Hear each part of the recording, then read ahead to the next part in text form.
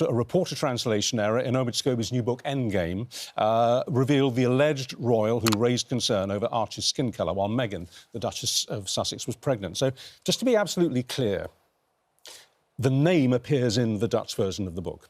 It's not an oblique reference, but so you could somehow divine who we were talking about. It's the actual name. So, as we were saying at the very top of the show here, how can that be a translation error? How can you mistranslate a name? You can mistranslate a sentence or a word, but surely not a name. Well, it's not a translation error. It does appear, and if you go, dare I say it, on some social media platforms, you will find a photograph of the page and you can see the name on the page. So what we were speculating is obviously when you get a book like this, which is obviously highly incendiary and sensitive, it gets what is known as lawyered. The lawyers pore all over it. Where are the libels? But there are lots of copies knocking around. It's translated into X knows how many languages. And has this one slipped through, or was it a deliberate ploy? So do we think, then, that Scobie, who denies ever writing the name, is actually not telling the truth? He did, well, and it was legaled out by lawyers. I don't know, but I can't see how a translator would insert a name. No, I mean, that's not how you translate. No. You take the words in English and then you turn them into Dutch. That's how you translate. So it must have been in the text. And I would think, just from having written books myself, it's the only real explanation I can see is, it was in. He put it in, was going to name the lawyers took it out, and somehow it didn't come out of the Dutch version. Yes, exactly. And the reason we can't read it in the English version, and the reason we can't say it now, is it is a incredibly serious allegation, and if it's not true, you would clearly be defaming somebody. Oh, yes, just because the name is there to be seen, or was to be seen in the book, and as you say, in certain online sites, doesn't mean the allegation's true. No, it certainly doesn't mean the allegation is true. So, you know, this book is full of all sorts of assertions, as was the previous book, and we remember the Queen famously saying recollections may vary. It's an interpretation of what Harry and Meghan say they went through in terms of the royal family. But this was, if you remember, of course, from the last book, the incendiary, or from the interview, I think it was, the incendiary allegation. There was no... Harry and Meghan said, we cannot name this person because it would be too damaging to them. People would obviously speculate about who it was. You know, to a certain extent, they've started this. They put the allegation out there. Well, let's go back to that moment, because it all started, as you say, with the Oprah Winfrey interview, the claim that a member of the royal family had shared concerns over Archie's skin colour, first made by the Sussexes in that controversial interview with Oprah Winfrey in 2021. It was a moment that shocked viewers across the world.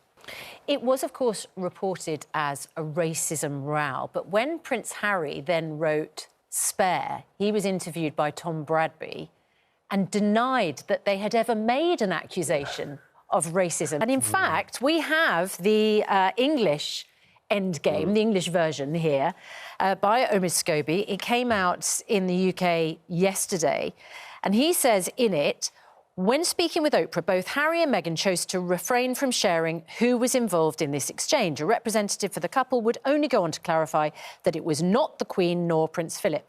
I think that would be very damaging to them, Meghan said. But in the pages of these private letters, which are between Charles and his daughter-in-law in the spring of 2021, two identities were revealed. Laws in the United Kingdom prevent me from reporting who they were. So he makes very clear that legally he's not going to reveal who they are. But only in the United Kingdom. That's an interesting sentence, that, given that the name, a name, does appear in the Dutch version. He's differentiated there. He's specifically said, I can't reveal it in the UK, which implies he might have revealed it in other translations. That's right, the Dutch version's been withdrawn, and obviously I'm not an expert in libel law all around the world, but it would imply, therefore, that to name this person in Holland would be potentially libelous. But we know in America you have a much, much wider platform for free speech. You can say lots of things in the US that you couldn't say here. And we also know, obviously, you know, we live in this global world. We lived in it even before social media. You know, I remember the Spycatcher row 30 years ago when a former MI6 agent published his memoirs. And, you know, people were flying to Australia to buy the book. You couldn't buy it here. So it's interesting, for example, the US version I don't know if it names this person, but in theory, they probably... Well, shall we have well a listen to Omid Scobie's explanation? This is when he was speaking to the Dutch channel RTL yesterday. But the book's available in a number of languages, and unfortunately, I can't speak Dutch, so I haven't seen the copy for myself. But if there have been any translation errors, I'm sure the publishers got it under control. For me, I edited and wrote the English version. There's never been a version that I've produced that has names in it. Well, then who would have put a name in? So what? So the translator is sitting there, thinking, taking a Dutch Republican. you know, a bilingual, at least like bilingual Dutch person is reading the book in English and turn it in. I know into who that Dutch. is. I said, I'm going to just insert that name. Come on.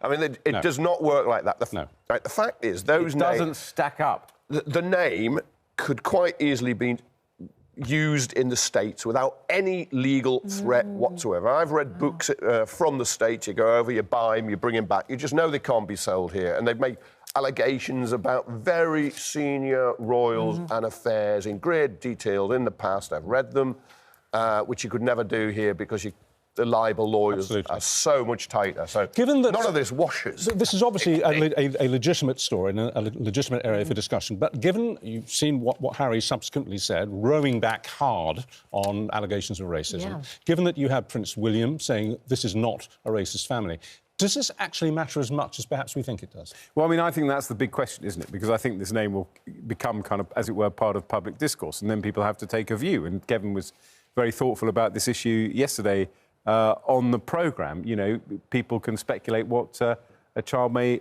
look like when it's born or whatever. You know, will it have dad's ears or whatever? So whether or not people think... I mean, the person in question, in my view, I don't know the person in question, I'd be hard pushed to consider them a racist, considering the work they do. So, But given who they are and the role they play, if they were racist, that would matter. That Yes, would it be would matter. Yes, of course it that would would, be a big issue in the life it of would Britain. jar very much with their image Yes, in public. which is why I would like to know more about it. I'd like them to put up and name them and have the discussion. An open discussion. Yeah. Let's see the letters or the accounts. I agree with you privacy completely. I think issues. it's much more damaging that we can't actually have a free and open discussion, as you say, which we could if we were in America. Yeah, you could. I mean, it is. But I mean, it's damaging in all shapes and forms, All right. every which way you look at it. Well, hopefully we will. Apart from for book sales. Apart from book Yeah, sales. Well, I mean, that's absolutely, what's so Well, depressing about in this. the end, he's an author and he wants to sell books. wants to sell his books. But tell given everything he given the knows and- seriousness of this allegation, given this is out there, given it's been provoked effectively by Harry and Meghan, I mean, there is just no way back. I mean, I think it's a real tragedy. I mean, all these kind of events, like the coronation that he couldn't really go to, and all the subsequent events that are going to happen with the royal family. I mean, it is a real tragedy. Look, I can accept the author's written everything in good faith, believing it to be true. I can accept that, but not everything in that book will be true. For instance, Piers Morgan, who used to sit in the studio sometimes. Well, it was this this very that, chair. you know, triggered Oh, the that's whole right, yeah. the whole departure. Yeah, well, he said he said in the book to have called Camilla, had a telephone conversation with Camilla. He says, I've never had a telephone conversation ever with Camilla. They but just WhatsApp. Yeah, well, See the maybe, damages, yeah, even the but he's damage to never this had. programme these revelations have caused in the past. I mean, it's unbelievable. Well, look, I'm sure it was damage in the end. we're still hoping to talk to the Dutch journalist who clocked this yesterday, and his head must have fallen off when he read it. My God, there's the name. Yeah. Well, look, you know, as you say, with this programme, it was explosive. The interview with Oprah, explosive. The interview with Tom Bradby, the one that Meghan did originally, where she said, I'm glad you've asked me that I'm OK because you're the only person who's ever asked me. It's like everything... 3 books in 5 years. I mean, it's unbelievable. Really. Yeah. And I don't know, Kevin, whether Harry and Meghan are sitting there in Montecito this morning thinking... Honestly, we want it to stop because those conversations they were having about we want to be back for Christmas or we'd at least like to be invited and we want to reconcile. We don't know whether those were honest conversations. Well, how could they want it to stop if and it's a reasonable piece of speculation, this, if one of them, probably Meghan, has been briefing Omid Scobie, if not directly, indirectly. Yeah, Absolutely. but look, but he's not a glove puppet here, and he'll be totally manipulating. He's somebody who knows he's got a limited period of time to get all this stuff out, and there's a public appetite, and he's written a book to... Yeah. And I'm not criticising him for that, to make the best use of his contacts and... Yeah, but Richard is right. You can't tell. write a book like that unless you've got the nod You've got to of the have wink sources. from the principals. Yes, you can. You can. Look, I'm a journalist. I write things that people don't want me to write. You make things up all the time. Yeah, I write things that people don't want me to write. Finally, it's revealed. Sometimes they tell you them and they don't want you to use them, but you do. Yeah. No, like, it's not just one giant conspiracy. There's lots of different people. Well, look, we'll come back to this hopefully in a couple of minutes when we get the line open to Holland and we talk to this journalist. We're glad to say that we've got Rick Evers on the line now from the Netherlands, the journalist yesterday, who was looking at the Dutch version of this book. And well, I was saying earlier, Rick, good morning to you, by the way. Your head must have fallen off of your shoulders when you actually turned the page, the specific page, and read a specific name. Just to point out, Rick, we are not saying the name on air. I know. Because, I would say someone to jail. has written it, so what's the problem, I should say. But, of course, the names of two senior royals are mentioned during the book. So, yeah. Oh, sorry, can I be clear about this? There are two names in the book. Yes, yes. Two names. The first one is very specific. The second one is a little bit vague. If this person is really involved in the story. But the first one is very clear. And the official way was that it was a translation issue, and there are some debates about how these passages were stated in the book. I would say, how could you translate a name wrong? Well, that's what I was going to ask you. I mean, how do you mistranslate a name? You can mistranslate a word or a sentence, but a name? Do you buy that explanation from the publishers that it's a translation error? I can't believe it. I got through the book with a colleague of you, and we saw some passages were missing in the English version, like a sentence of five sentences between the first and the third part that was in the Dutch version. So something has been erased during the work that has been done for the book. So my suggestion is that it was, the official words from Omid were that it was never in the production of Omid. Which is a way of saying, well, if it's a production, then it is produced. Well, that's my theory. But a manuscript has never been produced, but it has been used, of course. So I think it was in the manuscript, but legal agent said it's not a good idea to mention these names because of, that's where we are. We cannot mention the names. Yeah, he insists no copy he has written or edited names the member of the royal family. Rick, you saw, I believe, a digital edition, which is where you spotted the name. Did you then contact the publisher to alert them, or did you simply go to social media and put it online? That's not an accusation, by the way. I'm just trying to find out what the process was. Why would I? Because I assumed that everyone in the world, the release was yesterday, that everyone could read it. So I didn't have something special, I thought.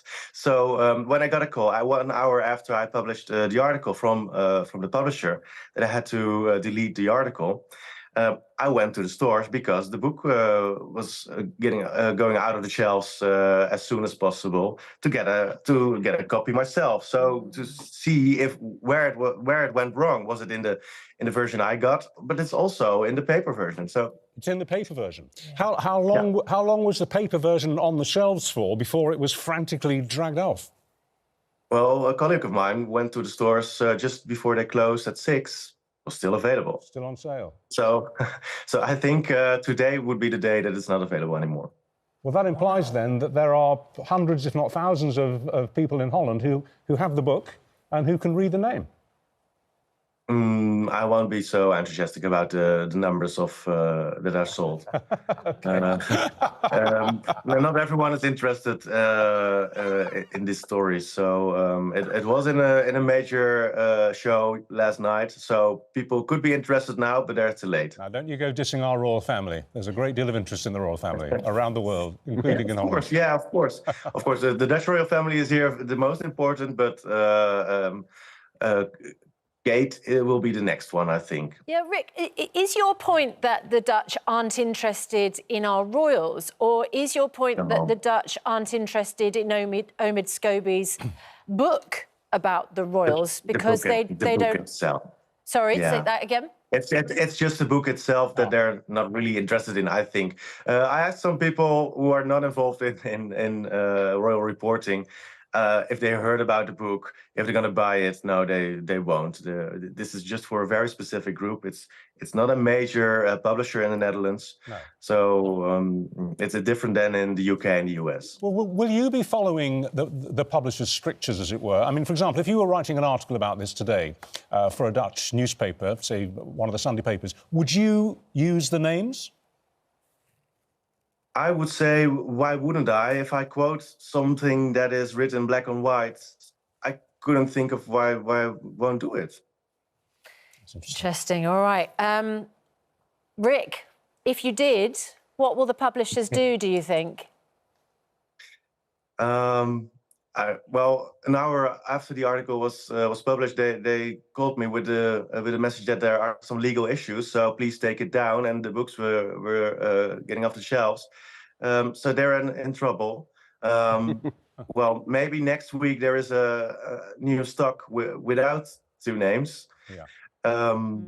Yeah, it won't be that interesting as it is now. It's interesting, isn't it, that we're learning more about the story as we go, that actually there are two names. Yeah, because you need two people for a conversation. I think I know the alleged second, I will say, and then two people having a chat. Now, I think the suffocating defamation and privacy laws in the UK are ludicrous. One, we can't talk about it now, but you can go on the internet in a matter of minutes, you should know. Seconds. You should know. And then secondly, you get the case that people who don't do that, they point the finger at the wrong people. Yep. And so completely innocent bystanders in the royal family, they think it was them when it wasn't. The conversation was somewhere else. I mean, it's hard to it might think have been an innocent conversation. It's clearly not been taken that way by Meghan Markle in particular and Harry at the time. Oh, he's all over the place because he's since said the royal family's not racist. And for instance, when Lady Susan Hussey, the lady in waiting, was accused at a Buckingham Palace reception of being racist towards a black Briton who was being asked, where are you really from? Where are your people from? Harry said, no, she's not racist, when other people thought what she'd actually done was racist, even if she herself wasn't racist, actually might have been. It's hard to think of this person. It's hard to think of this person actually suing the Dutch publisher. I mean, when Rick said the Dutch publisher's in trouble, I mean, they obviously are taking precautions, but it's inconceivable there could be a court case. What a lot of journalists who had advanced copies of the book published in this country are saying is how malicious it is. That actually the tone of the writing, the tone of the quotes is actually very malicious. It's very, very anti. That's right. All the comment pieces, like the one in the Mail today, for example, are saying, you know, they were expecting a book, they're expecting it to be uncomfortable, but this is kind of vicious and unpleasant. It's a very, very personal attack on the royal family. So. Although, if he's taking aim particularly at tabloid reporters, the tabloid reporters are probably going to think it's malicious. That is a fair. Look, it's a tabloid reporting book, isn't it? And the great soap opera. Look,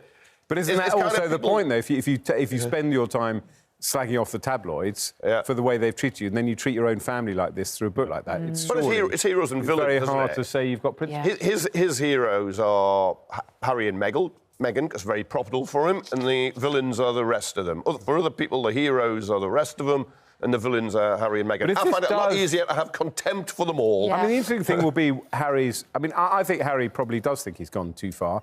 And it will be interesting if this name does become kind of public knowledge and there is pressure, as it were, for commentary. There'll be a lot of pressure on Harry to come clean and say, look, you've made this allegation. It's now out in the public domain. It's become very damaging. Can you please explain what you felt? You know, even if you say the allegation is true, going back to what Kevin Put said up or yesterday, shut up. what does it mean? Yeah. Put up or shut up, absolutely. Yeah. Couldn't put it And on better. the other side, never complain, never explain. Oh, those days are gone.